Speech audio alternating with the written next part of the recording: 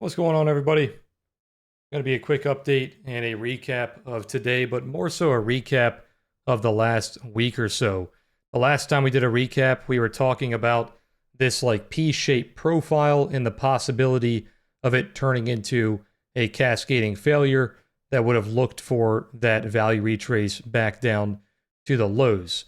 So now that we've already seen that play out, I want to go over this in its entirety now. So basically, what we were looking for last time when we had that big impulse up on Tuesday the 12th, that kind of created that lower tail of the P-shaped profile.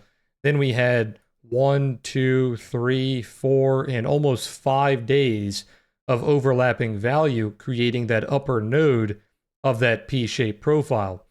Now, typically with P-shaped profiles, when you have that POC node towards the high, you typically have that value low get protected over and over again until eventually you break out and you extend that upper tail. And it kind of creates a push for higher value. Now, in the other scenario, if you cannot find that higher value and you keep failing the value high and you start putting in maybe lower highs, kind of like what we did in this scenario, we kept putting in those lower highs. Then once you lose that value low, it's a P-shaped failure, and all these buyers that were building up that POC or building up that upper part of the value high, they are now trapped and possibly being squeezed out when you push into that lower tail. So that was the scenario that we had play out this time around, where we had that P-shape continuously failing to find higher value. They kept trying to break and they kept putting in lower highs. Okay. So once we had that strong break and that value be found below the overlapping value, which was around 60, 64.60, we had that lowercase b kind of get established below that, indicating they found lower value. At that point, we were looking for that value retrace of that entire P shape. And that finally happened on Wednesday. Wednesday shot all the way down and retraced that entire move. Now, from that point, going into the Jackson Hole of today, the Jackson Hole Symposium, so let's pretend like obviously we don't see any of this. We don't know what's happening. We needed to see if they were going to go for that second leg down. And that second leg down would have been the rest of this value. So the only retrace we were looking for was this local impulse that started on August 11th. So if they would have continued to build value below that August 11th, then we're looking for the retrace of the entire move. So what we could have done there, which we showed on stream, I think it was a couple days ago, is we can take an overlapping composite of that entire move. So we could take all the way up to today if we want. If we want to grab basically all this value right here, this is what it looks like, right? So we retested this portion here. So all that value has been retested. So now we have this upper node got retested. This node got retested. So we had this node down here, which was around 350 to 330. Then we had that lower node way down here around like 260. So those were the two targets to the downside if we were able to continue holding below that Tuesday the 12th, the August 12th. Obviously, we did not see that. We had, let me zoom in here. We had a couple of very strong buys on these lows here. The lows were being protected pretty much repeatedly. And then finally, the Jackson Hole was today, and that sent us flying off of these levels. Okay, so obviously, at this point, we can say that it's not going to go for that secondary move to the downside. But what I wanted to show you here today is we see this happen time and time again, right? Where we have a impulse in one direction, either up or down.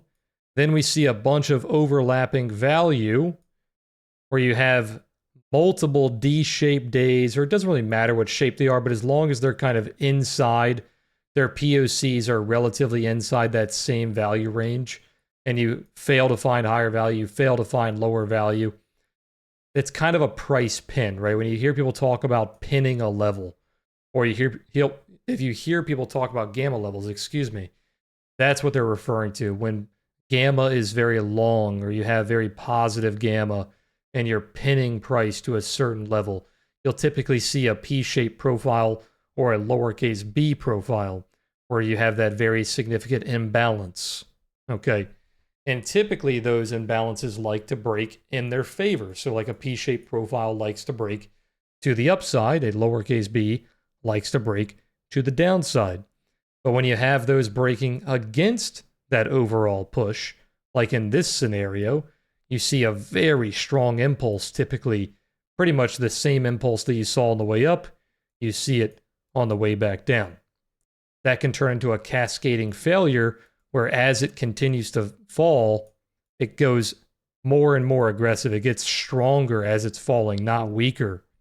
Okay, so look out for that. That is a very strong pattern that you'll see time and time again. It's a pattern that they like to constantly repeat. Now, one thing I wanted to show you guys was the difference on NASDAQ. Let me go ahead and get rid of our trade plans here. Obviously, the trade plan at the upside did play out. One thing I wanted to show you on NASDAQ is when you see this overlapping value and you have that kind of impulse and you have all that overlapping value on the high or overlapping value on the low, let's just take the high for this case because that's the scenario we have here.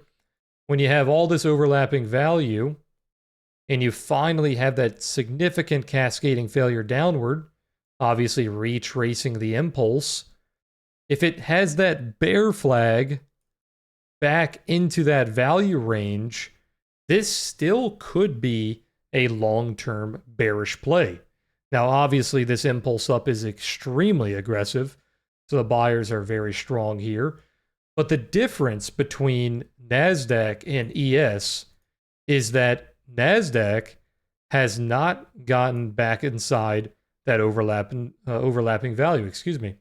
We have the overlapping value low at 744 and 965 for the value high.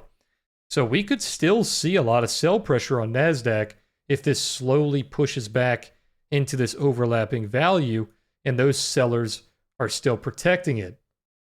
And that could send us down, possibly looking for that single print zone, right?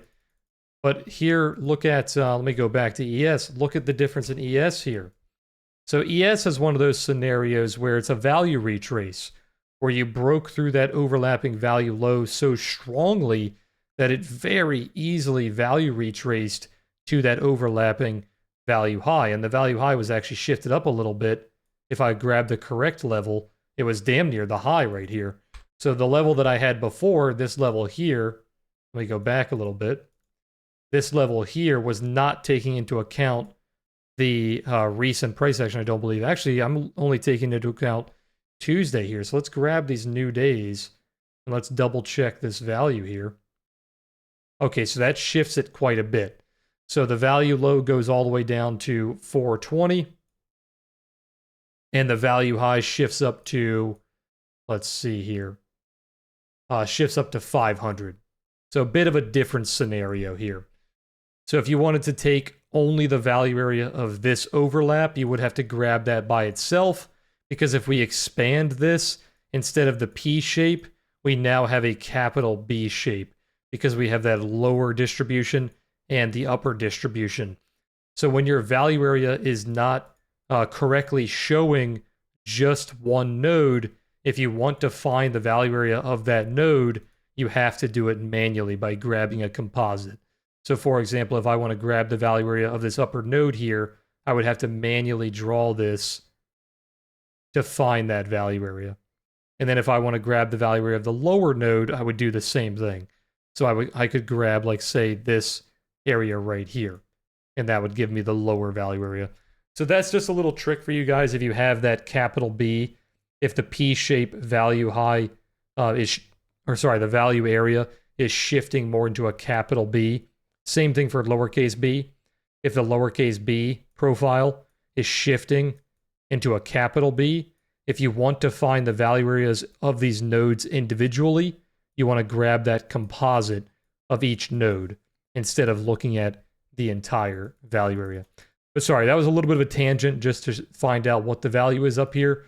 So let's go ahead and delete this bigger one. Let's take a look at where this value is of this overlapping range.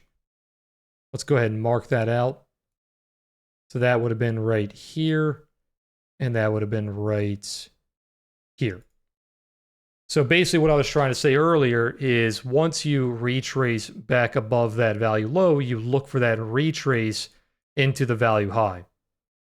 Same way you would trade a standard value retrace. So if we push out of it, we build value. If we retrace back into that prior value, once we reclaim that value high, you look for that value low. Okay. It's kind of like the 80% rule if you guys read Dalton's books, but he doesn't really teach the 80% rule anymore. Okay. So yeah, I wanted to show you how that retest looks when you retest that overlapping value. You can either look for the value retrace, like in ES's case here, or you can look for it to be more bearish in the case of NASDAQ. If we pop up and find sell pressure here, we could look for this to be a trap and go back down.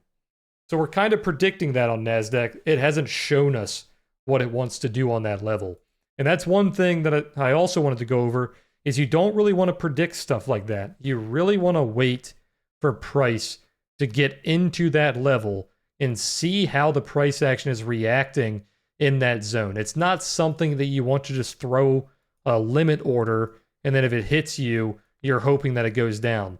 Because if it does what ES did and it goes for that retrace, you're going to get run over almost immediately. So make sure you're waiting and give it a little bit of a zone around it and see how the price is reacting to that value. See if it wants to go for that retrace or if it wants to fail it. Another trick with these types of market structure moves, I guess you would say, is what you can do when you see that. Let me grab that P shape again. So let's bring this back to that impulse day. So this is our standard P-shaped profile that we talked about over the last couple of weeks. We were watching that for the potential cascade downward.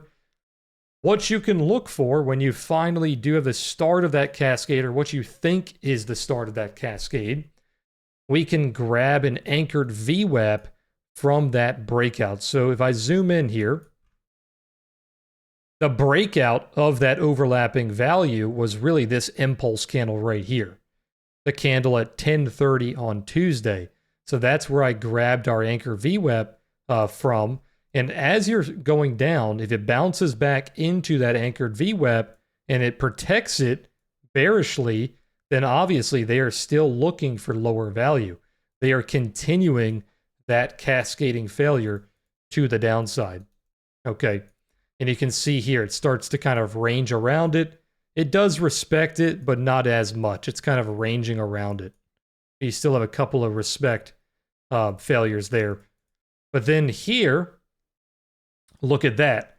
On the Jackson Hole, right before the Jackson Hole at 10 o'clock, you actually started breaking it pretty aggressively at 9 o'clock and 9:30, finding a lot of value above that anchored VWAP. So it kind of told you that this cascading failure was kind of coming to an end. And then obviously you had that massive breakout on the Jackson Hole. Okay, so that's another trick you can do with these imbalanced profiles. If the imbalanced profiles have that failure where instead of going in the direction they want to go in, extending those tails, if they start to fail and they retrace those impulses, same thing you can do with a lowercase b.